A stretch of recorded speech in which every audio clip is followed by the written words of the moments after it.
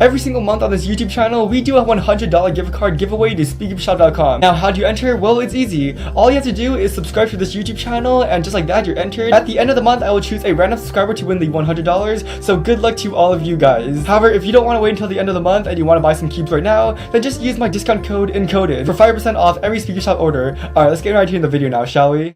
Alright, what's good, Stephen Coded? So a few days ago, I taught my little brother how to solve the 3x3 Rubik's Cube for the very first time. Now, it was a success, he was able to solve it, and ever since then, he's just been practicing a ton of 3x3. Now, currently, he averages around 2 to 3 minutes, so he's still very new to the cube, so me being a terrible brother, I decided, what about I try pranking him? Now, how would I prank him, you may ask? Well, it's simple. So earlier today, I told him that I wanted to make a video with him, and he said yes. And today we're going to record a video, okay? Sure. And so in a few minutes we're going to be doing a race where I'm doing a 7x7 and he's doing a 3x3. What he doesn't know, however, is that for his 3x3, without him looking, I took out an edge, flipped it, and got 2 other edges and swapped them out. So essentially the cube is impossible to solve. Now he really wouldn't know this because he is really new to cubing, so I'm pretty sure he can't identify a cube as being impossible to solve. That being said though, I can, so I'm going to do it to him. Alright, let's get his cube and get right into it now, shall we? So right now I'm in my brother's room and I'm just going to look for his cube. Oh, there it is. So this is his GAN Air M that I gave to him, and I guess we're just going to be messing with it and making sure that it's impossible to solve. Alright, so here is his cube, and we're just going to take out an edge. We're actually going to take out 2 of them, in fact, and then we're just going to swap them out with each other.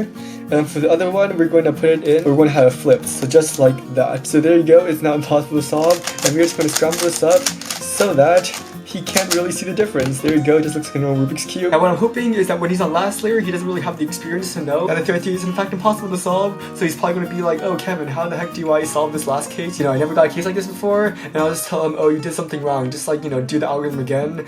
Something like that, I don't even know. Alright, I'm going to call him upstairs and we're going to record our video now. So see you in a bit. Alright, and we are back. So we are going to be doing a 7x7 to 3x3 race. Alright, so we're going to start the timer now. Ready, and go. So when you're trying to solve an impossible 3x3, you only really start to realize that something's wrong up until the last layer. So when you're working on the first 2 layers, things seem to be pretty normal, and that's exactly what was happening to my brother. Once he got to that last layer though, it was clear that he was a little bit confused.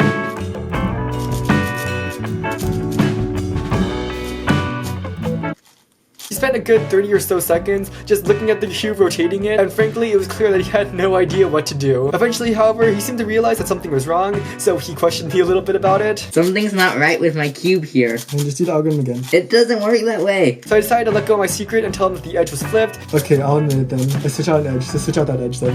What? Hey! However, what I didn't tell him was that 2 of the edges were also switched. There you go, now you can solve it 100%. Now after I fixed this cube, he began solving it. However, it was clear that something was still a little bit off and he was very confused. Basically, since I switched out the edges, the corners were now impossible to solve, and he spent a good 30 seconds just trying to do the corners over and over again. You know, something still seems off. Something definitely doesn't seem right. Andrew, you already switched out an edge. I don't know what you want me to do now. Right about now, however, I was done my 7x7, so I went and just won the race like that. What? No, I won. No, you didn't. What do you mean? Andrew, you already switched out the edge. And after that, for the next 2 minutes, I tried to convince him that he was doing something wrong, and so he spent those 2 minutes doing the exact same algorithm every single time, just being super confused about why the corners weren't solving.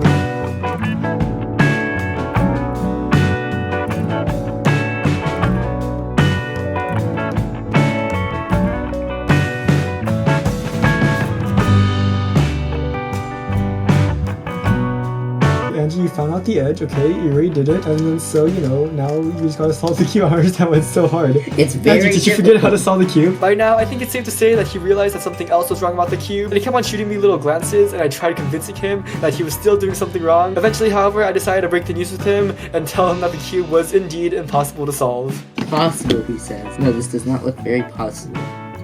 Yeah, it's not possible. I switched out 2 edges. Yeah, you did switch out 2 edges. Alright, well anyways, I think that was a success. We fooled him for approximately 8 minutes straight. If you like what you saw me, you should give me a like, subscribe. That's all for this video. This is impossible to open. I'll see you guys in the next one.